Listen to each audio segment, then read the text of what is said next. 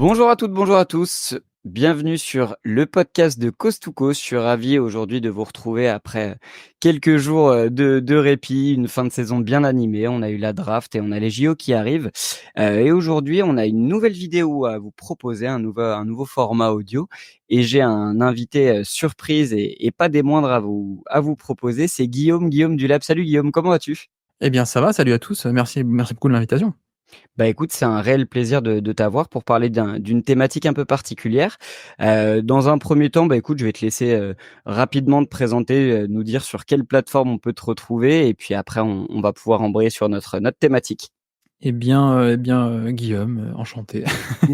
Non, le Basket Lab, donc est un peu mon podcast sur lequel, un podcast, on parle de jeux, en fait, c'est un peu ça l'idée. Enfin, donc en fait, on parle de NBA, mais aussi, notamment, via le jeu, quoi. Donc, tactique, stats, on fait des histoires, on fait du scouting, on fait tout un peu, avec ça en tête et puis donc, YouTube aussi, enfin, les podcasts sont aussi postés sur YouTube avec aussi des vidéos YouTube, parfois qui peuvent venir, vidéos tactiques, et cetera.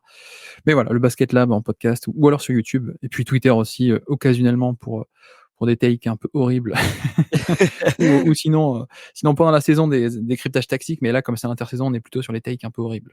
Ouais, ouais, non, c'est clair. En tout cas, nous, c'est un réel plaisir de te suivre tout au cours de l'année, aussi bien sur les formats podcast que sur les formats d'analyse YouTube. On sent vraiment la patte tactique et technique qu'on n'a pas forcément ailleurs. Donc c'est un réel plaisir de te suivre là-dessus. Écoute, moi aujourd'hui, je t'ai sollicité pour parler d'une thématique qui est d'actualité parce que on a eu un champion 2024 qui a été construit d'une manière assez, on va dire, originale en fonction par rapport aux derniers champions des dernières années.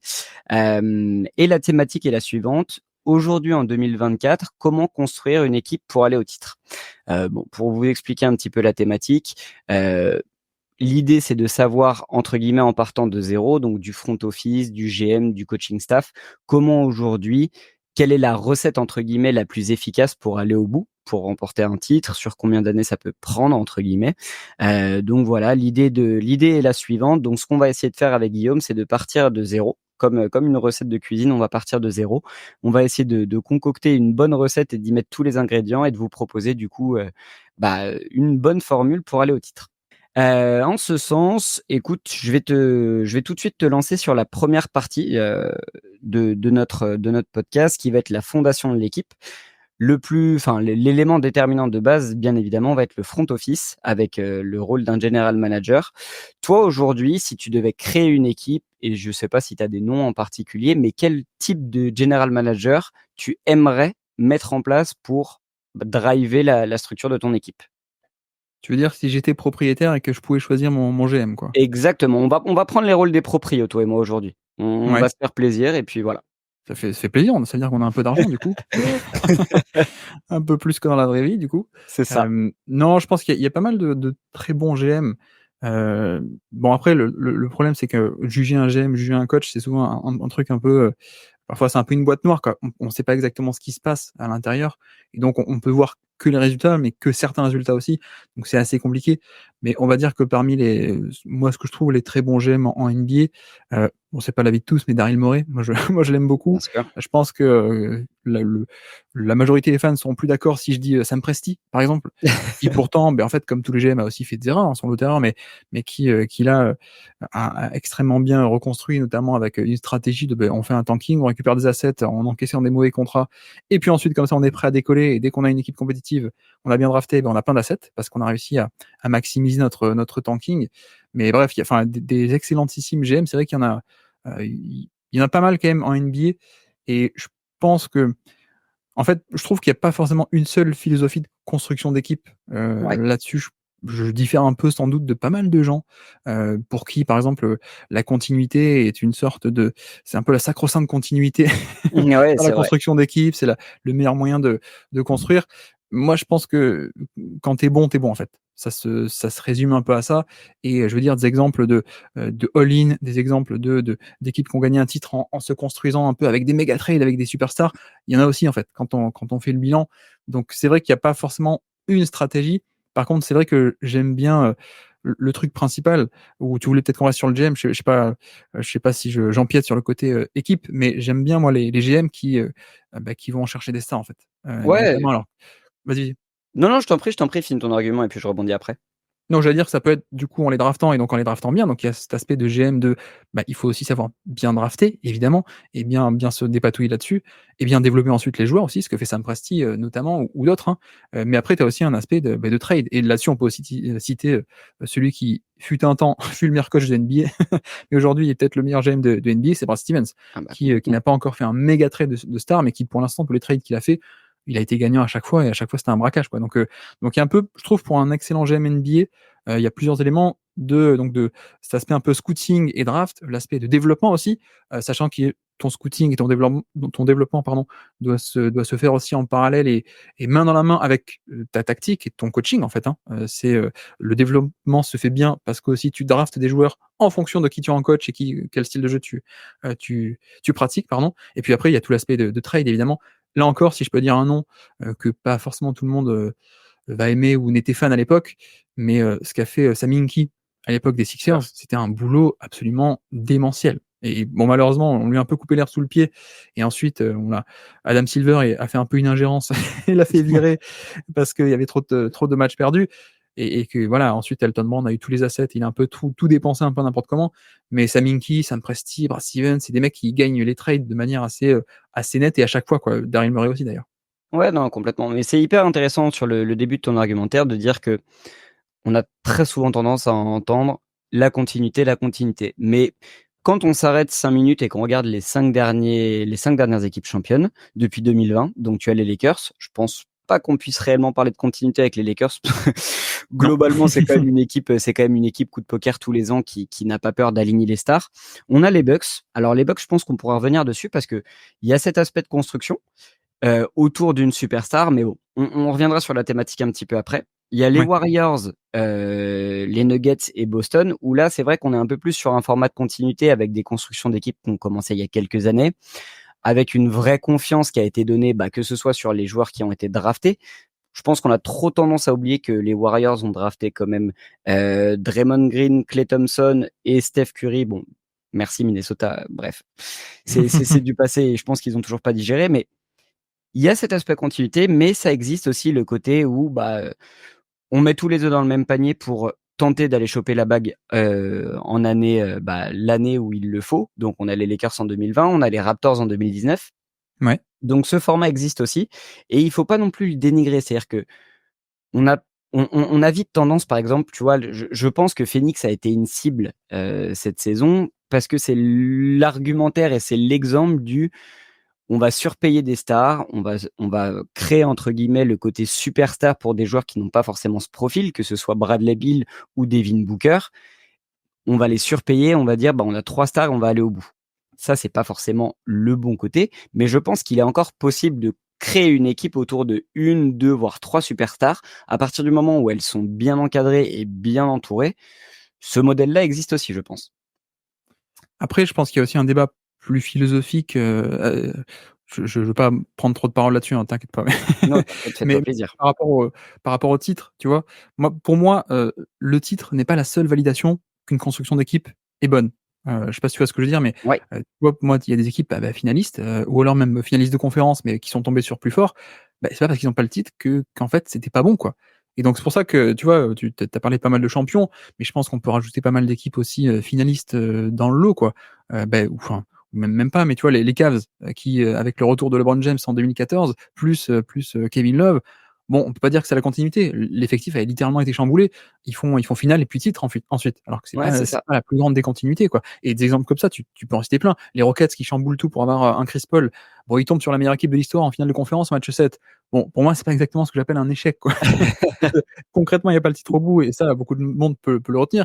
Mais OK, les Suns qui vont rajouter un Chris Paul en 2021, ils passent pas loin du titre, non plus. Ouais. Enfin voilà, franchement, des exemples comme ça, tu peux en trouver plein et pour moi, celui qui illustre aussi pas mal, c'est les Nets. Moi, je ne considère pas que les Nets en 2021, qui avaient assemblé, cette équipe avec Irving, Harden, Kevin Durant et qui en fait derrière, ils sont blessés. Il y a que une et demie star sur 3 qui est sur pied, contre les Bucks.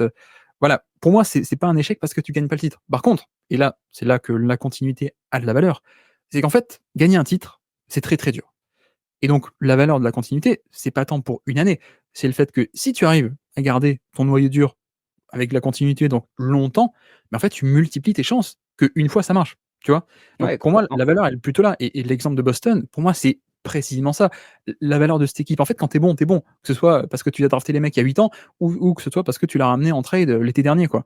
Mais la valeur de Boston, pourquoi est-ce qu'il la continuité a été aussi bien? C'est parce qu'ils ont pu avoir, 5, 6, 7 chances, cette vraie chance d'avoir un titre et au final, bah oui, quand tu as un tout petit pourcentage mais que tu as la chance 7 fois de le jouer, au bout d'un moment, ça passe, quoi. Donc pour moi, la vraie valeur de la continuité, c'est ça. C'est pas tant sur le côté, ego, superstar versus, la bonne manière de construire et cetera. C'est juste, bah, si tu arrives à garder ton effectif, tu multiplies tes chances que la faible probabilité, beh, une fois elle marche, quoi. Ouais, complètement, complètement et tu vois, pour finaliser un peu cette thématique du GM, en prenant l'exemple de Boston qui est, bah, je pense, le meilleur exemple de ces dernières années, l'intelligence de Brad Stevens et il a été énormément critiqué, le départ de Marcus Smart, le départ de certaines «icônes» entre guillemets de Boston, mais le mec te rajoute Jrue Holiday. Il te rajoute en Ouais. fait les éléments qu'il te manquait et il a su aller les chercher, il a su monter les trades pour. Il a pas eu peur entre guillemets de se mettre, bah, peut-être un petit peu une partie de sa fanbase à dos, mais en disant: «Regardez les gars, faites-moi confiance. Moi, j'ai créé une équipe qui est déjà allée en finale, qui n'a pas gagné, avec des jeunes que j'ai draftés et que j'ai énormément développés» et je pense qu'on a trop tendance à oublier que Boston, la construction de Boston s'est faite il y a déjà des années, que c'est rigolo parce que c'est sorti au moment du titre de champion, mais les pics de Jason Tatum et de Jaylen Brown ont été récupérés via les départs de Kevin Garnett Eh après le oui. titre de 2008. Donc tout ça, c'est une construction qui a été faite sur beaucoup d'années, mais quand il faut aller au bout, tu peux pas t'arrêter simplement sur les joueurs que tu as draftés. Il faut ramener à un moment donné cette expérience et cette plus-value supplémentaire, que ce soit une superstar ou un joueur ultra polyvalent comme Edge Holiday et comme est aussi Kristaps Porzingis. À un moment donné, il faut aussi sortir le cash, ne pas avoir peur de démonter un petit peu ce que tu as monté pendant quelques années pour ajouter l'atout. Et ça, je pense que malgré les critiques qui ont été mises en avant, si entre guillemets «l'ajustement de Jrue Holiday» n'avait pas été fait cette saison, je ne sais pas si Boston aurait été champion, tu vois? Mais ça, c'est vrai que c'est un on a oublié de le dire, mais tu fais bien de le rajouter, c'est peut-être un élément, important pour un GM, c'est cette capacité de savoir trancher, de faire le move et c'est peut-être ce qu'on a reproché à beaucoup d'autres GM, sur ce côté, ben non, il appuie pas sur la gâchette. Ben Stevens, il appuie sur la gâchette et et il y a une opportunité, il la saisit, il va la prendre et on voit que alors, tu peux pas avoir que des réussites, mais il y a un côté où, bah, ouais, en fait, tu as toujours un biais de: «Mais non», le biais d'immobilisme ou de biais de: «Ah non, j'ai pas envie de dépenser mes assets» et en fait, on voit que les meilleurs GM, ils font le truc, quoi. Ils prennent Complètement. le risque. On peut aussi citer Masai Ujiri à Toronto et tu vois, ce qui est marrant, c'est que Boston, la construction de l'effectif, elle illustre parfaitement ça. Ce côté Brad Stevens qui appuie sur la gâchette, qui n'hésite pas à faire les trades et ce qui est marrant, c'est qu'on parle de continuité, alors qu'en fait, bah oui, la continuité, c'est Brown et Tatum. Mais en dehors de ça, tu prends l'effectif, comment est-ce que Boston démarre la saison il y a même pas 2 ans, donc la saison 2022, hein, 2021-2022, il démarre avec Marcus Smart, Robert Williams, Dennis Schroeder, Josh Richardson, pardon, Grant Williams, Daniel Theis. Voilà, c'est des Il y en mecs a qui plus un aujourd'hui ne sont seul. plus là. Ouais, c'est Donc ça. la continuité, elle est pas vraiment là dans le supporting cast, quoi. Donc au contraire, c'est Brad Stevens qui a eu ce côté, bah ouais, on fait les trades, on n'hésite pas, quoi et ça a payé. Ouais, c'est pour ça que ce terme de continuité est un peu utilisé, bah, à tout va et n'est pas forcément hyper cohérent, à un moment Ouais, donné, quand tu es GM et là, on le voit, hein, on a vu l'activité et on va pas forcément s'étendre sur New York, mais quand on voit la construction de New York sur les 2-3 dernières saisons, ouais. tu sens que là, ils ont compris qu'à un moment donné, il fallait partir avec un GM compétent et qu'il fallait partir sur une nouvelle recette et tu sens que c'est beaucoup plus réfléchi, qu'il y a en fait, il y a une vraie réflexion qui s'est posée, même si c'est un gros marché New York et qu'on a tendance à vouloir de la superstar, à vouloir du shine. Mais quand tu as un GM un peu mesuré et qui comprend et qui connaît vraiment son métier, il sait que, OK, tu peux construire autour d'une superstar, mais tu peux aussi construire autour de role players et autour de joueurs qui ont une vraie identité à partir du moment où tu as cette identité de la ville, où tu as cet amour du ballon et tu es pas forcément obligé d'être une superstar à un contrat à 300 millions pour gagner un titre. Mmh. Donc et on le voit aussi avec Boston, tu vois? Il y a eu beaucoup de critiques autour de Jason Tatum et de Jaylen Brown. Est-ce qu'aujourd'hui Jason Tatum est considéré comme une superstar? Personnellement, je pense que oui. Est-ce qu'aujourd'hui, si tu mets Jason Tatum dans une autre équipe pour construire autour, ça ira aussi vite que ça ne l'a été à Boston? Je suis moins sûr. Tu vois? Je le mets pas forcément dans la catégorie des LeBron ou quoi ou qu'est-ce. Mais la construction fait que l'intelligence d'avoir ajouté des pièces polyvalentes et qui ont l'expérience de la bague, ont fait aussi passer un cap à ces joueurs-là. Donc voilà, écoute, je pense qu'on a fait un bon tour sur le GM et ça nous donne une transition toute donnée sur la construction du roster. Bah, écoute, on a commencé à en parler assez rapidement. Je te pose la question tout de suite. Tu reprends ton rôle de propriétaire, tu as ton GM qui connaît la ligue, qui connaît, bah, la méthode pour aller au bout. Comment tu construis ton effectif? Est-ce que tu t'appuies tout de suite sur une superstar ou est-ce que tu auras tendance à essayer de construire différemment? Alors pour moi, il y a 3 ingrédients pour construire une équipe, compétente et compétitive en NBA aujourd'hui et surtout pour le titre. 1er ingrédient, il faut des superstars. C'est inévitable. Il y a c'est On parle beaucoup de le rêve d'une équipe collective gagnerait, mais en fait, dans les faits, on voit que, ben non, il faut une superstar, il faut un top 15 NBA ou 2. Premier élément. Deuxième, c'est spacing. Il faut que tu aies un effectif qui apporte du spacing, donc ça, c'est un truc plus collectif et il faut pas que tu aies de maillon faible et puis il y a la défense aussi. Défense, alors ça peut être une défense traditionnelle, ça peut être une défense plus, dynamique et donc il te faut des mecs de switch un peu partout. Et voilà, pour moi, c'est un peu les 3 éléments principaux. C'est le premier, le plus important, c'est une ou 2 superstars. Ça, c'est Ouais. c'est inévitable. Et puis ensuite, pour qu'elles puissent opérer, qu'elles soient viables, bah, il faut que tu aies du spacing pour qu'ils s'amusent dedans et que tu aies une défense. Parce que on dit souvent, tu sais, il y a toujours le débat aussi parfois de: «Ah, est-ce que c'est la défense qui fait gagner les titres? Est-ce que c'est l'attaque?» Et cetera. Bon, en fait, spoiler, bah, c'est les 2 en fait, hein. Il faut les 2. Il faut les 2 pour être la meilleure équipe, en tout cas celle qui gagne le tournoi. C'est que, bah, il faut être très bon dans les 2. Donc, dans le jeu NBA actuel, je dirais qu'en dehors de ce côté superstar, tu as le requis de spacing et le requis de défense voilà, il faut créer de l'espace en attaque, donc spacing, et il faut savoir le dompter, en défense, donc de l'autre côté du terrain, donc en défense, voilà. Ouais, ouais, ouais, bah, écoute, je te rejoins. Franchement, j'aurais potentiellement la même idée de construction d'équipe avec, 1 ou 2 superstars et puis, tu sais quoi? Je vais te lancer tout de suite sur 2 modèles. On a parlé pas mal de Boston, je vais te lancer sur un autre Ouais, modèle qui est le modèle d'OKC. On tu parlé de Sam Presti qui est un «monstre», entre guillemets, en tant que GM depuis quelques années et qui démontre ses qualités après avoir additionné les pics, qui commence petit à petit à les utiliser parce qu'il voit que la fenêtre commence à s'ouvrir. Le modèle d'OKC est le suivant: tu as ta superstar, tu as SGA. Honnêtement, potentiellement, tu as même une deuxième superstar en développement qui va être Chet que tu as chopé à la draft et autour, tu as des très bons défenseurs. Qu'est-ce qui manquerait potentiellement à OKC là, pour aller, je sais pas, aller chatouiller, tu vois, Boston sur une finale ou aller au bout de la conférence Ouest? pour moi, OKC, j paradoxalement, et je sais que peut-être pas tout le monde n'est pas d'accord avec ça, mais moi, paradoxalement, je l'avais un peu annoncé et c'est exactement ce qu'on a vu en play-off, c'est qu'il y a un problème de spacing, justement. Et je dis paradoxalement parce que c'est l'équipe qui était, numéro 1 ou numéro 2 en termes de pourcentage à 3 points, cette saison. Et donc, tout le monde a été: «Bah, non, mais pourquoi tu parles de spacing alors que non?» Et en fait, c'est que le spacing, c'est plus complexe que simplement avoir un bon pourcentage à 3 points, et notamment avec OKC, tu vois, on a pas mal de shooters qui, alors, faut dire, on a eu l'arrivée de Chip Engelland. Je sais pas si tu vois qui c'est? C'est l'ancien gourou du shoot de San Ouais, Antonio qui avait refait tout le à shoot fait. de pas mal de personnes, qui a débarqué à OKC, donc après, maintes années, chez les Spurs. Et effectivement, il y a plein de joueurs qui ont fait une très, très bonne saison, notamment en efficacité, mais le problème, c'est qu'ils ont pas trop la gravité. Ils ont pas trop la gravité de shooter, donc la menace, la respectabilité, le degré de dangerosité qui fait qu'ils sont respectés par les défenses.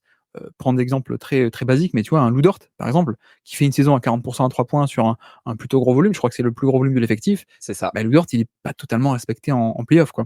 Mmh. Et des exemples comme ça, on pourrait en prendre plein, et tu as plein de voilà, même je te parle de Lou Dort, et c'est celui qui a le plus gros volume. En fait, il n'y a aucun shooter à énorme volume dans cette équipe. C'est que des joueurs qui sont capables, qui ont fait une bonne saison régulière notamment, mais qui, bah, face à des défenses d'élite, ça coince. Et on peut parler des playoffs avec Dallas notamment, mais on peut même parler en série régulière. Moi, je me souviens d'un match contre Milwaukee en fin de saison. Bah, voilà, Milwaukee, avec tous les défauts qu'on leur connaît, le plan de jeu le plan de jeu était simple et il a marché. Ils ont fessé OKC, c'est on respecte pas les shooters, on vient boucher la raquette et on empêche le drive, quoi. Ouais, Donc je pense que OKC, un peu ça qui leur manque, c'est le spacing. Et puis je pense aussi que, tu vois, tu as parlé de Chet Holmgren, futur superstar. Je rajouterais aussi, moi, perso, Jalen Williams, ouais. qui a un potentiel assez dingue, à mon sens. Donc je dirais qu'en plus du spacing, il y a un peu cet aspect de, allez, peut-être que d'ici 2-3 ans, où ils seront pas top 40, mais peut-être top 20, top 25 NBA, grand max, ouais, ce sera quand même beaucoup plus beaucoup plus solide, quoi. Ouais, complètement et là, quand tu vois un petit peu les mouvements qui ont été faits, tu vois le fait de se séparer de Josh Giddey, encore une fois, tu te sépares de Josh Giddey où tu as vu ses vraies limites pendant les playoffs, tu récupères Alex Caruso donc je pense que tu as aussi un gain défensif, même si Josh Giddey n'est pas du tout une brindille en défense, hein, je pense qu'il faut s'enlever ça de la tête, c'est un bon défenseur, mais Alec Caruso, c'est un défenseur élite, mais c'est Ouais. pas forcément un shooter élite. On est d'accord là-dessus? C'est ça, ouais. Ouais. Tu récupères aussi Isaiah Hartenstein. Alors les gens se sont un petit peu offusqués du prix, mais j'ai envie de te dire que le profil d'Isaiah Hartenstein est de plus en plus rare quand même dans cette NBA et c'était un réel besoin. Donc je Ouais. pense que Sam Presti n'avait aussi pas peur de dire, bah écoutez, j'ai du cap space. Quand tu vois comme il a re-signé les jeunes qu'il a sur le banc, et enfin moi ça me choque pas. Mais tu as comblé certains besoins à l'intérieur avec Hartenstein et Caruso. Par contre, tu n'as pas forcément comblé tes besoins de shooting.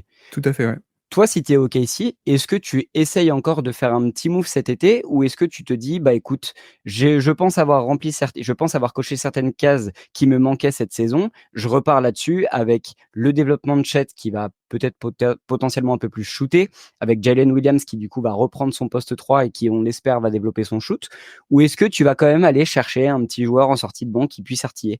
Moi, j'avoue que l'option Markkanen me plaît, tu vois? Par exemple. Ouais. C'est pas parfait, en plus il est en fin de contrat et Utah veut la pyramide, le sphinx, même tout le pays, plus la tour Eiffel, plus l'Arc de Triomphe, pour un mec qui est en fin de contrat.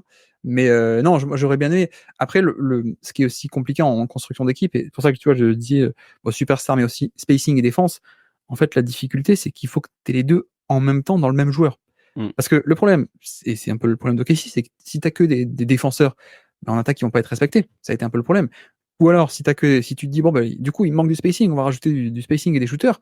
Beh, d'accord, mais pour quel compromis? Si tu mets, sur le terrain des shooters, Troy Daniels, Isaiah Joe, Steve Novak, oui, d'accord, OK, tu as du spacing, mais à quel point tu le paies en défense, quoi? Donc en fait, c'est un peu les fameux vases communicants et c'est tout le problème enfin, en tout cas, la difficulté d'une construction d'équipe, c'est qu'en fait, tu as besoin d'avoir d'éléments et de joueurs qui sont capables de faire les 2 et les 2 à un bon niveau. Or, évidemment, bah, ça coûte cher.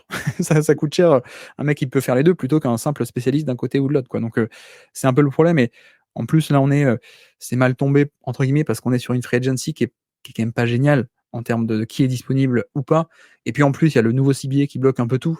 Bien sûr. Merci, CJ McCollum, mais mais c'est pas de chance pour OKC. Moi, j'adore la signature de Hartenstein. Beaucoup de monde disent: «C'est cher pour un backup pivot».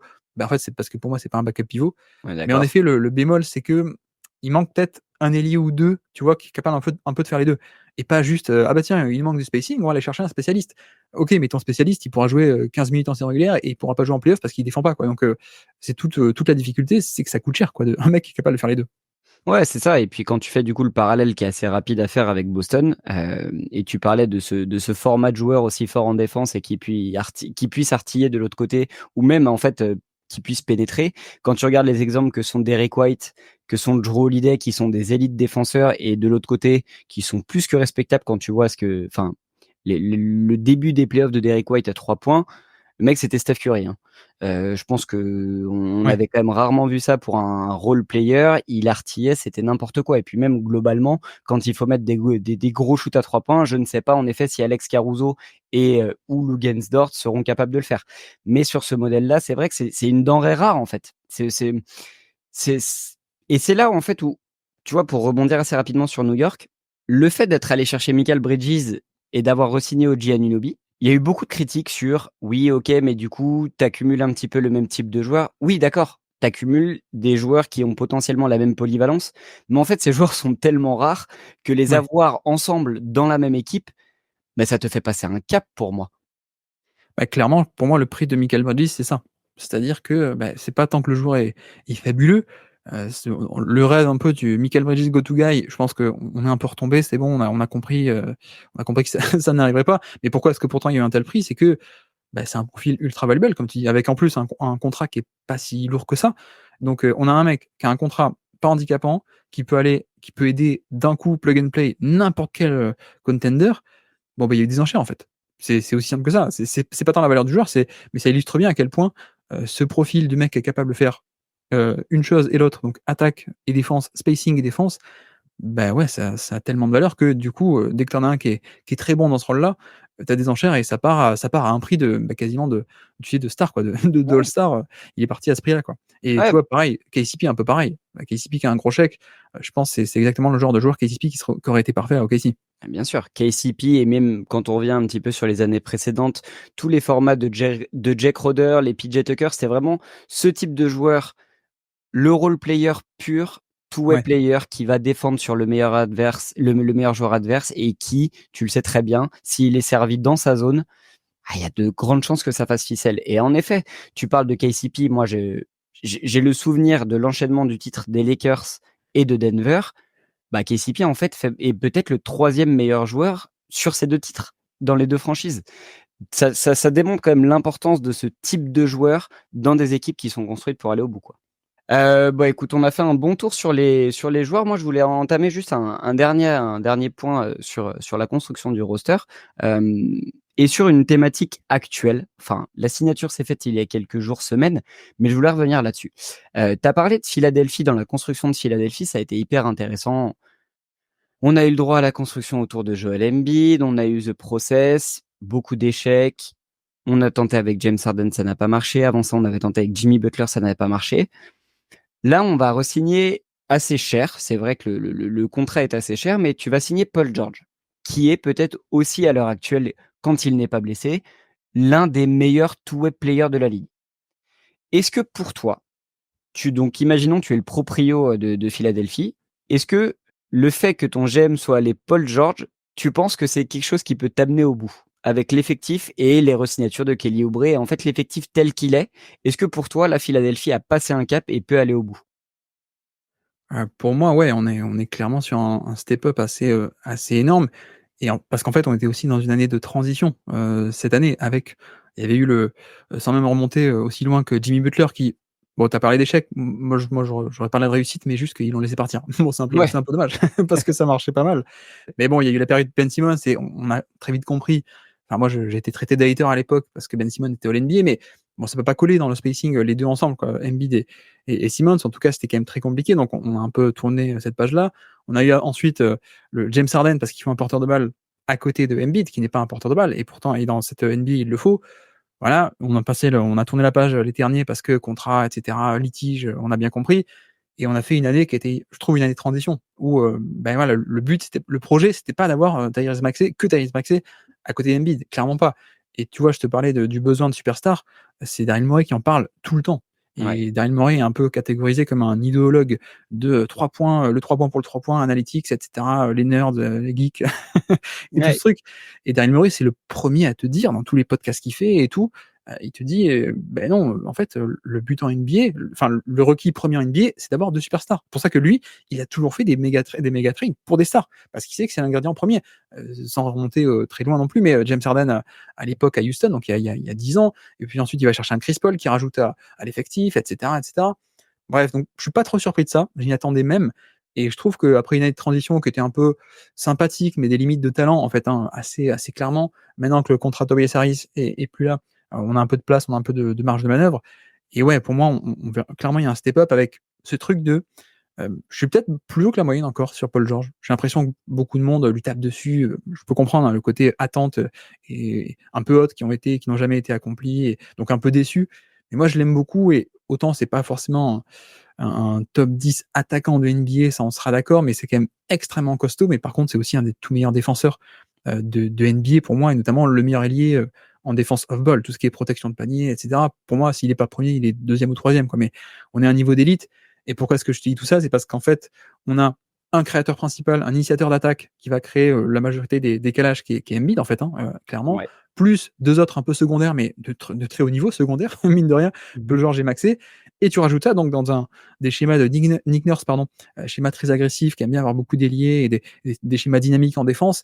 Paul George est absolument parfait là-dessus aussi, quoi. Je veux dire, Ouais. je pense qu'on va se rendre compte de la différence le jour et la nuit entre la défense off-ball, on-ball et off-ball de Tobias Harris, qui est plutôt une valeur neutre, on va dire, ou neutre ou négative parfois, et avec un des meilleurs de NBA là-dedans, qui est Paul George. Donc, ouais, non, moi, je comprends totalement ce move, et comme je te dis, ça m'a pas surpris de la part de Daryl Morey, qui est vraiment dans cette philosophie de mégastar, mégastar, mégastar, quoi. Ouais, ouais, c'est évident et puis, tu l'as dit, il y a eu énormément de critiques sur la signature de Paul George, énormément de réticences sur ce joueur. ses blessures, ses échecs en playoff, OK. Moi, j'aimerais juste qu'on fasse un focus 2 secondes et je vais te poser cette question. Aujourd'hui, qu'est-ce qui te choque le plus? C'est le contrat de Paul George qui vient d'être signé par Philadelphie, qui a des vraies ambitions, ou c'est la resignature au max de Kawhi Leonard aux Clippers? Je crois qu'aucun me choque, en vrai. Aucun OK, me choque parce que dans l'aspect des contrats, il y a un peu un comment dire? Il y a une donnée aussi de en NBA, comme il y a un salary cap et tout, il y a il y a les contrats ont une valeur aussi. C'est pas que par rapport aux sportifs et c'est pas comme en foot, tu sais, où bah, tu veux plus ouais, d'un bien joueur, sûr. tu le vends et tu reçois une somme et cetera. Il y a tout un jeu de valeur et de rétention de valeur aussi. Tu vois, les Clippers, je pense que le plan, c'est qu'à terme je suis pas sûr que le but soit d'arriver à la fin du contrat avec Kawhi, en fait, C'est clairement évident. pas. Surtout maintenant qu'ils ont refusé de garder Paul George, donc je pense qu'ils ont un peu dit, bye bye aux très, très grandes ambitions de titre. Peut-être qu'ils seront encore compétitifs, mais je pense que le plan sera peut-être d'ici 6 mois, 1 an, 18 mois, 2 ans, de l'échanger, même s'il est blessé, tout le temps, mais avec beaucoup de encore très fort quand il est là et de récupérer quelques pics. Et pour Paul George, je peux comprendre, hein, le côté, il est quand même vieux, il a eu 4 ans, c'est ça, je crois, avec un haut salaire. C'est ça. Et en fait, oui, c'est même pas c'est plus que probable, c'est à peu près sûr que l'année, 4, voire même l'année 3, il sera surpayé. Il sera et le rendement sera pas à ce niveau-là et beaucoup de monde disent: «Bah oui, mais il faut pas lui donner 4 ans, tu il aura 38 ans et il sera payé, combien, tant l'année?» Et oui, il sera surpayé en année 4, mais en même temps, c'est soit ça, soit tu l'as pas, en fait. C'est Et ça. donc je pense que c'est un prix à payer pour que dès maintenant, tu l'aies plutôt que de pas l'avoir et d'avoir donc une vraie chance de titre en année 1 pardon et année 2 aussi et peut-être même année 3 s'il vieillit bien, je veux dire, mais il y a un peu ce côté où, tu enfin, c'est pas tu payes, le salaire doit être le même et la valeur doit être la même sur les 4 années du contrat. Je pense qu'il y a un peu un truc de OK, sur la fin, ce sera surpayé, mais en même temps, c'est peut-être le surpayage, le prix à payer pour l'avoir maintenant et pour avoir une vraie chance de titre, en fait. Ouais, complètement. Mais ça, je pense qu'on pourra, à réfléchir, tu vois? Mais il y aurait même moyen de faire un podcast, intégral sur, pourquoi, les joueurs signent des contrats d'aussi longue durée avec d'aussi gros tarifs. Parce que comme tu le dis, il y a tellement de tenants et d'aboutissants derrière de Ouais. quand tu vois, pareil, beaucoup de gens critiquaient le contrat qu'avait signé Chris Paul, beaucoup de gens critiquent le contrat que LeBron vient de signer, mais il y a tellement de mécanismes derrière, il y a tellement de, bah, de rouages que ça dégage et en effet, aujourd'hui, on critique le contrat de Paul George, comme on a critiqué le contrat de Jaylen Brown l'année dernière. Aujourd'hui, j'entends plus aucune critique sur le contrat de Jaylen Brown. Boston est champion. Donc si l'année prochaine, Philadelphie est champion, qui critiquera le contrat de Paul George? Tu vois? Donc il y a aussi toute cette mécanique-là et je pense que on pourrait complètement en parler pendant 2, 3 heures, mais on va essayer de se reconcentrer un petit peu sur notre thématique de base. Tu avais amorcé une transition en parlant de Nick Nurse et bah, écoute, Ouais. on va se lancer sur la thématique du coaching staff maintenant. On a vu que ça avait aussi pas mal bougé ces derniers temps et notamment, bah, là, pendant la free agency. Moi, en tant que fan des Lakers, j'ai pu suivre toute la mécanique autour de la signature de JJ Redick et de la construction du coaching staff. Mais c'est vrai qu'on a eu, ces dernières années, beaucoup de jeunes coachs arriver, beaucoup de jeunes coachs débarquer et faire du très bon boulot. On reprend encore une fois les exemples de Boston, on reprend les exemples d'OKC et encore plein d'autres équipes qui ont de nouveaux coachs jeunes qui viennent pas forcément du même schéma américain et qui peuvent venir d'Europe et qui ont d'autres influences et on voit que ça marche. Je te redonne ton rôle de propriétaire. Aujourd'hui, tu es propriétaire d'une franchise, donc tu as ton GM, tu as construit ton roster. Quel type de coach, si tu as des noms, tu peux me les citer, quel type de coach tu veux pour aller au bout? Est-ce que j'ai le droit d'engager un GM pour être coach? Bien sûr. Bah, je prends Brad Stevens. En fait, Brad Stevens remplit toutes les coachs. Il Non, non, mais pourrait faire l'intégralité du front office, le bonhomme. c'était pour la blague, mais effectivement, je pense que c'était un des tout meilleurs coachs de NBA, et qu'aujourd'hui les GM bon, on a perdu ça. En même temps, on a gagné un bon GM, donc tant Ouais. mieux aussi. Mais non, mais alors blague à part, c'est vrai que je trouve que des très bons coachs, il y en a pas mal et sur le côté quel coach tu choisirais, je pense que, alors c'est une réponse un peu, pas satisfaisante peut-être, mais en fait, ça dépend de quel effectif tu as aussi et enfin, pour moi, il y a plein de manières d'arriver au bout, en fait. C'est comme si tu avais, plusieurs routes, différentes et le but, c'est juste d'être bon, mais tu peux l'être de plein de manières différentes et de plein de philosophies différentes. Je pense qu'il y a aussi un aspect où, tu vois, un bon coach, c'est pas forcément un coach qui est hyper idéologue non plus. Si tu as pas les bons joueurs, tu vas pas les faire jouer, dans des schémas qui leur convient pas. Ouais, c'est évident. Donc ça, c'est un autre extrême et en même temps, des coachs comme ça, j'en vois pas trop. Mais c'est tout le truc, quoi, tu vois? C'est qu'il faut il faut que tu adaptes aussi ton coaching aux joueurs et vice versa. Mais, je pense pas qu'il y ait un style, qui soit mieux qu'un autre. Je pense que ce qui est le plus important par contre chez un coach, c'est, bon, tout ce qui est analytics, maintenant c'est un peu admis, hein, tout ce qui est, voilà, quelles sont les actions rentables et tout, ça fait voilà. Je sais que ça peut faire encore débat sur Twitter ou dans la sphère médiatique, mais bon, les mecs, ça fait 15 ans qu'ils y sont mis et que Et que ça fonctionne. qu'on en parle plus trop, quoi. Tout le monde, Ouais. recherche les corners à 3 points, les layups, les lancers francs, les voilà, ça c'est plus un débat au sein de la ligue du tout. Mais tu vois, il y a moi l'aspect le plus important, c'est l'adaptabilité en playoff, notamment. Ouais. Et tout ce qui est, en fait, être capable parce qu'au final, c'est un jeu d'échecs, les playoffs. Il y a on moi, j'aime pas trop les gens qui dénigrent, la NBA, la saison régulière en disant: «Beh non, c'est pas tactique, on s'en fout de la saison régulière» et cetera. Moi, je suis en parfait désaccord avec ça parce que parce qu'on parle tactique toute l'année. Il y a plein de choses à dire, mais c'est vrai que c'est pas le même sport. C'est pas le même sport du Ah tout. non, on est d'accord. Hem Et que tu vois, bon, un Doc Rivers qui est un coach, plutôt bon, même, assez bon en saison régulière, bah, le problème c'est qu'il a pas du tout ce côté adaptabilité en playoff et tu as des coachs comme ça, tu as des coachs qui mettent du temps à faire le changement. Je pense que Budenholzer aussi, que j'aime énormément. Parfois il est un peu tardé même si, bon, on pourrait mettre quelques nuances à ses critiques, mais tu as des coachs qui mettent du temps à s'adapter, qui font le changement, mais tu sais au match 6 quand ils Ouais. sont un peu au dos au mur, mais que enfin au pied du mur pardon, mais qu'ils auraient dû le faire en match 1 ou 2. Et tu as des coachs qui, à l'inverse, ont le «courage» entre guillemets tactique de dire: «Bah non, mais ça marche pas, on fait ça directement et puis on s'adapte» et cetera. Donc je pense qu'au-delà de est-ce que tu vas faire une philosophie de drive? Est-ce que tu fais une philosophie de pick and roll? Est-ce que tu fais une philosophie de post-up ou de des trucs comme ça?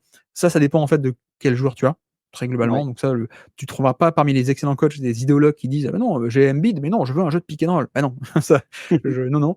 Mais par contre, ce qui est important, c'est le mec est capable de s'adapter et de faire le jeu d'échecs, en fait. Ce jeu d'échecs stratégique et là-dedans, pour les meilleurs, on peut citer Nick Nurse qui arrive année 1 et qui est fabuleux là-dessus, qui a en à Toronto, hein, pardon, je veux dire, à l'époque. Ouais. Darvin Ham aussi d'ailleurs, hein, parenthèse, qui fait une première année et des Excellent. playoffs, excellents et puis tout le monde lui est tombé dessus ensuite. Mais Ouais. c'est pas le sujet, mais revenons au très bon coach de NBA, Spoelstra. Moi j'aime encore, énormément, Steve Kerr, même si c'est pas forcément du goût de beaucoup. Voilà, Spoelstra, tu me donnes, Nick Nurse, je suis très, très content. J'espère que j'oublie, j'essaie de regarder les listes des équipes là, j'espère que j'oublie personne et Je peux rajouter vas-y, je Tyronn t'en prie. Lue? Est-ce que je peux rajouter Exactement, Tyronn Lue à cette liste?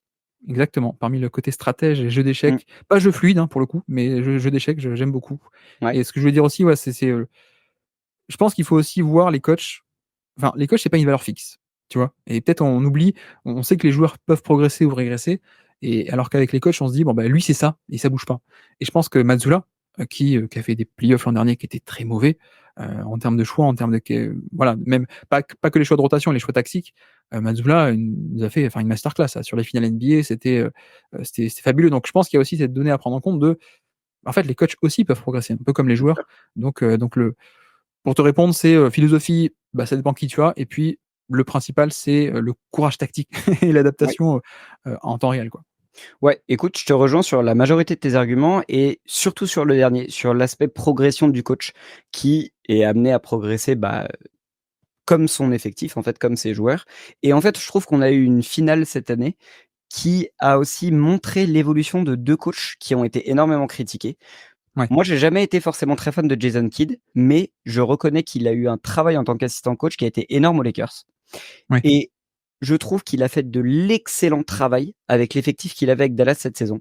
Il m'a montré des ajustements en playoff. Honnêtement, je les avais pas vus venir. Je l'ai trouvé excellent dans ses choix de rotation et il est allé un petit peu au bout de ses idées face à une équipe qui était, je pense et je reste persuadé, bien supérieure à l'équipe de Dallas, avec cette équipe de Boston. Et Mazzulla, moi, j'avoue que j'émettais énormément de doutes avant le début des playoffs et j'ai toujours été très critique avec Boston cette saison.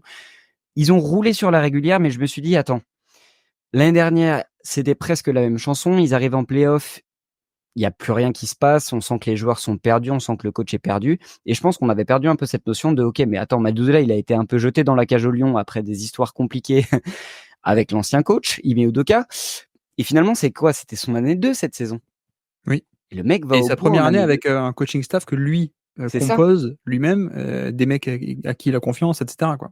Ouais, c'est ça et puis, bah, il a su montrer, il a su alors même si, bah, il y a toujours cette question de il a joué des équipes certes plus faibles où il y a eu des blessures. OK, il y a pas de souci, mais il a très bien su aussi s'ajuster aux blessures de Porzingis. Il a su faire les rotations quand il les fallait dans certains matchs qui ont été compliqués, notamment contre Indiana qui pour moi était la série la plus ouais, la plus compétitive sur ces playoffs pour Boston. Il a su montrer aussi qu'il pouvait rivaliser avec de grands coachs de l'autre côté. Donc, je suis aussi sur ce profil de un coach. Si moi, entre guillemets, en tant que propriétaire, j'avais un choix à faire, j'aimerais bien tenter ce pari de prendre un coach assez jeune, mais qui pue le basket. Tu vois ce que je veux dire? Cette notion de connaître le jeu. Là, on parle vraiment pour moi de coachs qui connaissent réellement le basket. Quand tu entends parler de Joe Mazzulla et que tu vois un petit peu ses références en termes de coaching, il sait de quoi il parle. C'est-à-dire que on oppose souvent le coaching player que va être Doc Rivers à un coach un peu plus rugueux, à un coach un peu plus qui va en demander un peu plus à ses joueurs sans forcément avoir le sourire aux lèvres. Moi, je trouve que Mazzulla est sur cette progression d'avoir un petit peu des deux. Et c'est pour ça qu'en tant que en tant que propriétaire, tu l'as cité, si j'ai un coach à prendre aujourd'hui, c'est Eric Spoelstra. Je pense que Ouais. pour moi, c'est le coach aujourd'hui qui, avec n'importe quoi, et il l'a démontré, hein, tu lui donnes une super team et les champions. Tu lui donnes un effectif très très restreint, il va pratiquement au bout en fait. Il fait plusieurs finales. Tu lui donnes une superstar avec plein de jeunes autour et il va réussir à te développer des jeunes joueurs qui ne fonctionnent finalement qu'à Miami. Donc il a vraiment une mainmise sur son groupe et sur le développement de ses joueurs que je ne retrouve à l'heure actuelle nulle part ailleurs, je pense. Et tu lui donnes un Kyle Lowry, il le fait jouer en drop défensif comme un pivot et ça marche. Enfin, c'est Ouais, c'est c'est c'est ça. un savant fou, hein, c'est moi, Spoelstra, c'est effectivement un savant fou. Moi, je mets aussi Steve Kerr là-dedans, hein, dans ce côté, Ouais. tactiquement, ça se voit pas et puis, ça dépend aussi du niveau de talent de l'effectif, mais les petits ajustements comme ça. Après, c'est là où ce qui est important. Bon, déjà, je pense que tu dis, des coachs qui puent le basket, je pense qu'il faut se rendre compte que tous les mecs en NBA, ils ont un niveau de connaissance de basket qui est tellement plus élevé que nous, quoi. Même les mauvais, je veux dire. Ouais, c'est clair. C'est Non, mais c'est juste c'est que le clair. boulot est tellement dur. Le boulot est tellement dur, mais je pense qu'il faut un peu tout. Tu vois, je t'ai cité Spoelstra, des mecs comme ça, Steve Kerr, Mark Daniel, si on n'a même pas cité, excellent à citer aussi. Je peux te citer aussi des mecs, qui, ouais, qui ont un excellent playbook. Moi, j'adorais James Borrego. Allez voir, enfin, nous on n'allait pas, mais allez voir le Charlotte de 2020 qui était nul, mais c'est la folie tactiquement. Luke Walton, qui est aux Kings, le mec en termes de vraiment tactique, X and O's, comme on dit, les systèmes, etc., fabuleux. Tu vas voir Nate Bjorken, qui a fait 1 an à Indiana. Ouais. Niveau schéma défensif aussi, c'était excellentissime. Sauf qu'il y a plusieurs, enfin, il n'y a pas que la tactique. Il y a pas que la tactique de base, il y a la tactique, comme on a dit, en playoff, adaptabilité. Il y a le management aussi, parce que c'est aussi un rôle. Voilà, t'es pas que tacticien, t'es coach. Donc il y a cette donnée un peu humaine. Et je te parle de ça parce que notamment le fameux Nate Bjorken, il se fait un peu manger là-dessus. Il a été viré, il a plus retrouvé de poste depuis 2-3 ans, quoi. Donc voilà, et c'est un peu un tout. Il faut être tactique, mais il faut pas être que tacticien, théoricien avec plein de grimoires, avec des schémas verrouillés partout. Non, c'est quand même un truc complexe de management, d'ego, de prise de décision aussi, ce côté adaptation. Voilà, c'est un métier très complexe en fait, pour le Ouais, coup. complètement, complètement et on a tendance à on le sait de toute façon, nous, en tant que supporters et fans et entre guillemets «passionnés» de basket et globalement, c'est un peu pareil dans tous les sports. Le premier chaînon qui va sauter quand la mayonnaise ne prend pas, c'est très souvent l'entraîneur. Mais je pense qu'on a trop tendance à oublier la difficulté de ce métier, en fait. Ou comme tu l'as Ouais, très bien dit, il faut savoir coacher. Donc, c'est-à-dire qu'il faut avoir des connaissances aussi bien sur la tactique, sur la technique, sur comment tu adaptes ton jeu en fonction de ton adversaire et en fonction de la période, que ce soit en saison régulière, en playoff. Il faut savoir gérer les égos de tes joueurs parce que quand tu tombes sur, entre guillemets, des joueurs assez faciles, OK, tu peux tout de suite imprégner ou quand tu as un entraîneur charismatique, c'est peut-être plus simple. Mais quand tu tombes sur des superstars à gérer, ça devient tout de suite compliqué. Donc il y a ces 2 éléments et il y a aussi respecter la décision des GM parce que tu n'es pas forcément, écouté et il y a certains recrutements qui se font sans l'approbation du coach parce que le GM ou parce que telle franchise a besoin de shine et a besoin de prendre des superstars. ouais. Donc il y a énormément d'éléments à prendre en compte et le taf d'un coach, on se rend pas compte, je pense, de la difficulté que c'est, quoi. Oui, parce qu'on voit 20 même pas nous, Ouais, c'est en tant ça. que spectateur. Donc C'est ça, c'est ça. Bah, écoute, je te propose qu'on enchaîne sur la dernière partie de ce podcast, ouais, et ça fait une transition assez rapide avec le coaching staff. C'est plus la partie stratégie de jeu, pardon, et adaptabilité. Donc quand j'entends ces 2 arguments, je parle de philosophie de jeu. Donc quelle philosophie aujourd'hui de jeu pourrait être mise en place pour aller au bout? Et Quels outils utiliser aujourd'hui pour être vraiment efficace? Tu as parlé de la data, je pense que c'est une des choses Ouais. qui est de plus en plus utilisée et est-ce que tu ressens réellement un impact de la data? Toi, encore une fois, je te remets dans ce rôle de propriétaire. Donc tu as construit ton équipe, tu as ton roster, tu as ton coaching staff. Qu'est-ce que tu vas demander? Est-ce que tu vas demander d'avoir une réelle philosophie de jeu? Je te parle pas forcément d'esthétique, hein, mais je te parle d'une philosophie de jeu à adopter pour essayer d'aller au bout et quelle utilisation tu vas faire des nouveaux outils comme la data, comme, n'importe quel autre outil qui peut être à ta disposition? Déjà, je pense qu'on s'en rend pas compte sans doute, mais en fait, la NBA, ils ont 10 ans, 15 ans d'avance, par rapport à ce qu'on peut appeler le débat public par rapport à tout ça. Et comme dit, voilà, aujourd'hui, on peut encore débattre de la data. Il y a des débats, sur Twitter, sur des émissions de radio, des à la TV, podcasts et cetera. En NBA, c'est admis depuis au moins 10 ans, en fait. Ouais. Je c'est même plus une question, en fait, ce côté analytics, alors que nous, tu vois, il y a 10 ans, on était encore en mode Charles Barkley qui en 2015 dit: «On peut pas gagner un titre avec une équipe de jump shooters». Mmh. Bon, l'année où Golden State le gagne, c'est pour dire à quel point non, mais au niveau mentalité, il y a un retard qui est énorme et je dis ça pourquoi? Parce qu'en fait, ça s'est déjà entre guillemets «infiltré», dans ce milieu-là depuis longtemps. C'est admis et pour une raison très simple, c'est que nous, en tant que fans, on a un peu ce rôle de enfin, en tout cas, on a cette expérience extérieure de fan et de, le style. Est-ce qu'il faudrait faire comme ça? Est-ce que c'est la bonne manière? Est-ce qu'on le ressent bien? Est-ce que mais sauf qu'en fait, eux, derrière, c'est un business avec des enjeux qui sont énormes, Ouais, avec c'est des sûr. millions et des millions et même avec juste, l'envie de gagner.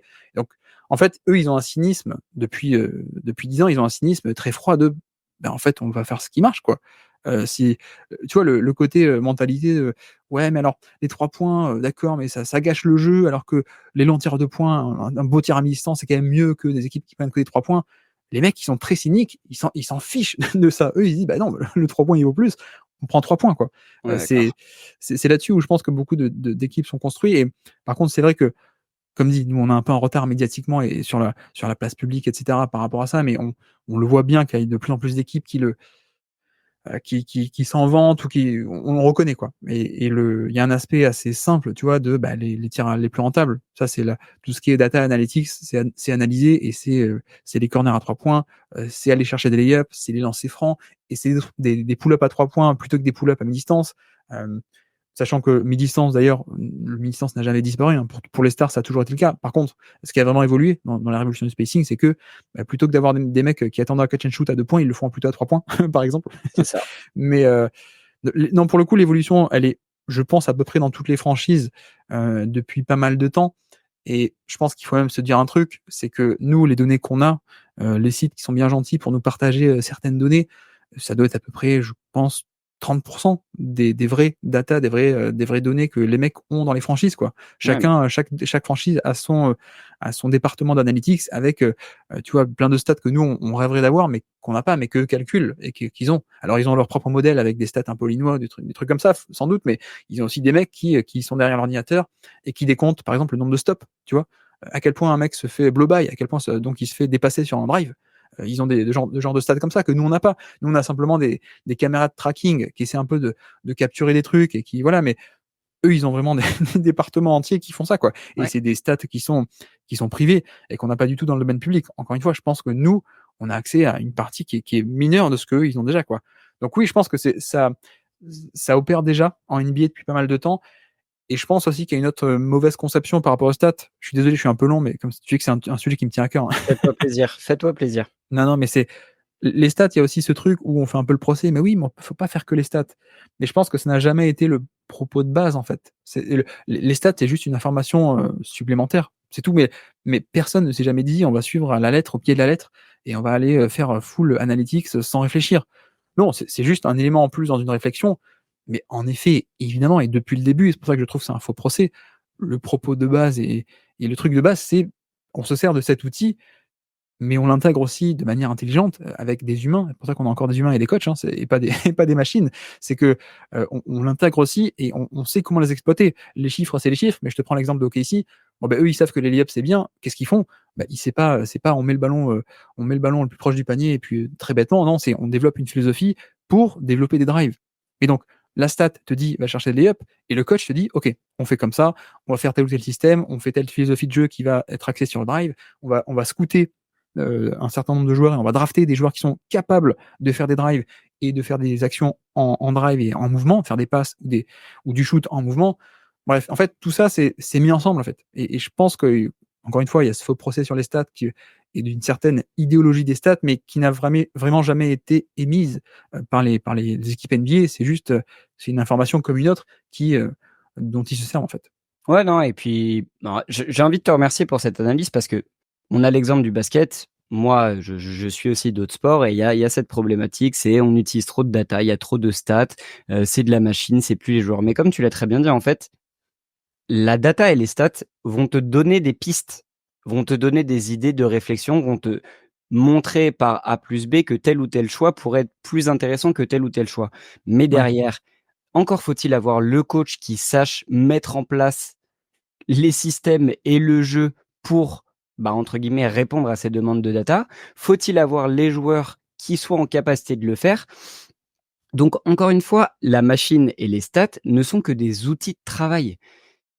C'est ça ne remplacera jamais l'humain, ça ne remplacera, comme tu le dis, il y aura jamais de, enfin, on est loin encore d'avoir un coaching staff où c'est des robots et des ordinateurs, non. Et encore une fois, tu es à égalité, il reste 10 secondes à jouer, bah, c'est pas la data qui va te faire gagner un match, ça va être l'action d'un joueur qui va être mise en place par, bah, forcément, un système proposé par le coach à ce moment-là. Donc ça va pas forcément être la data qui va rentrer en compte, même si elle va te servir et te dire, bah, peut-être que ce joueur-là aura plus de chances de marquer sur tel ou tel joueur à ce moment-là du match.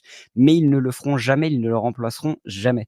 Et encore une fois, si la NBA a atteint ce niveau-là et s'il y a un tel écart entre la ligue qu'est la NBA et les autres ligues, et je suis désolé, n'en déplaise aux anciennes générations, s'il y a un tel écart de niveau entre la NBA actuelle et la NBA d'il y a 15, 20, 30 ans, la data aussi en est responsable parce que ça va aussi dans le cours de l'évolution du jeu, de l'évolution physique des joueurs, de l'évolution des outils qui sont mis à disposition des équipes pour progresser et pour en fait nous offrir aujourd'hui une ligue qui n'a jamais été aussi compétitive.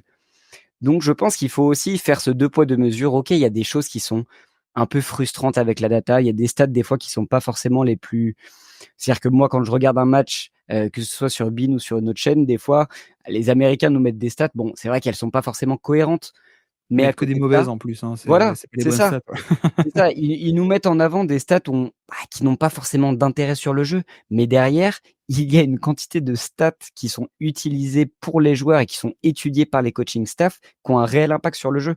Donc non, non, je suis assez content de t'avoir laissé ce temps de parole assez large pour en parler parce que c'est un sujet qui est hyper important. Ouais, et moi, c'est un peu mon credo, ça pourrait être mon slogan du Basket Lab, c'est les stats, de regarder les stats les plus pertinentes et les seules pertinentes, c'est des stats qui mesurent. C'est pas des stats, des formules magiques d'un tel, tu sais, le VORP, le BPM, les trucs comme ça qui sont un peu des formules magiques, une équation qu'un mec fait dans son coin et qui dit: «Alors, lui, il vaut 4,7 de score de patati patata». Mmh. Ça, faut laisser de côté. Les stats à regarder, c'est des stats de mesure, en fait. Qu'est-ce qui se passe sur le terrain? Et en fait, faut juste imaginer que, est-ce que tu es capable, toi, de regarder, heu, les 8 000 possessions d'une équipe? Alors déjà, je pense que tu as pas le temps et même si tu avais le temps, en fait, tu n'as pas le cerveau pour assimiler les informations et pour ensuite faire le calcul. Si je te dis: «Vas-y, regarde-moi les 82 matchs de je sais pas moi, de Ja Morant», non, il a été blessé, de Tatum, regarde les 82 matchs de Tatum et tu me dis à la fin quel est son pourcentage de pull-up. Bah, de tête, tu es pas capable de le faire. Donc en Mmh. fait, la stat, c'est juste l'information qui te dit, enfin, qu'on n'est pas capable de mesurer à l'œil nu, en fait. Franchement, c'est juste ça. Ouais, c'est une À très mon bonne avis, il faut regarder définition. que ces stats de mesure, ouais. Ouais, ouais. Bah, écoute, ouais, je valide complètement ce propos et quitte à déplaire à encore une partie de la communauté basket, moi je valide tout à fait ce propos. Bah, écoute, je pense qu'on a été assez complet, on a pu entre guillemets «balayer» un petit peu toute la thématique du comment, devenir une équipe compétitive pour le titre. Écoute, je vais te poser la dernière question que j'aime bien poser à mes invités, Ouais. et puis, bah, écoute, elle est en cohérence avec notre thématique. Et tu sais quoi? Je vais l'élargir un petit peu. Aujourd'hui, tu dois créer une équipe compétitive et qui doit battre les Boston Celtics de 2024. J'aimerais que tu me choisisses un coach et allez, je vais te demander un 5 majeur et 2 remplaçants. Alors 5 majeurs, j'ai le droit de prendre, Tu te fais que des plaisir. méga stars? Tu te fais plaisir. Je veux une Ah mais équipe non, trop cohérente. facile. Je veux une équipe cohérente, qui puisse réellement s'opposer à Boston. Mais ne m'aligne pas, tu vois, je sais pas, Steph, LeBron, Giannis et Jokic ensemble. C'est ça ma question, ouais. J'ai pas Voilà. le droit de faire ça alors? Non, allez, fais-moi une équipe un peu cohérente qui serait faisable. OK, OK, OK, bon, je pense que je vais prendre le meilleur joueur du monde. Peut-être ça va être le plus simple, donc Jokic. Allez, On va dire que j'ai le droit peut-être à une autre, carte superstar peut-être? tu le droit, tu le droit à 2 Ça reste superstars. crédible. Allez. Qui est-ce que je mets? Est-ce que j'ai une option, parce qu'il y a besoin un peu de défense à côté évidemment. Est-ce que je pars, j'aimerais bien un Giannis Antetokounmpo, ça pourrait être cool, mais peut-être qu'il manque un peu de spacing, je ne sais pas. Donc je vais faire le rêve absolu, c'est prendre Anthony Davis à côté, qui est pas non plus un spacing de fou, mais le côté défense, ça me plaît bien. Donc partons là-dessus. On va dire que j'ai le droit à un joueur de chapeau 2 en termes de porteur de balle alors peut-être? C'est ça. Il faudrait que j'ai un mec qui soit bon on et off ball, qui puisse un peu se combiner. Alors déjà, je vais prendre Jalen Williams du Thunder, par exemple, qui est sous contrat rookie. C'est triché, mais ça marche ou pas? Ça marche, ça fonctionne. C'est pas encore une superstar. Ça marche, OK. Non, tu sais quoi? Ce que je vais faire, c'est que je vais faire un swap. Je prends pas Anthony Davis, je prends Chet Holmgren. Voilà. OK. Comme ça, j'ai quand même la défense et le 3 points, mais en moins cher. Donc ça Ouais. fait Jalen Williams, Jokic, Chet Holmgren et comme ça me permet de prendre une star sur le poste de meneur un peu plus, de prendre une superstar en tout cas.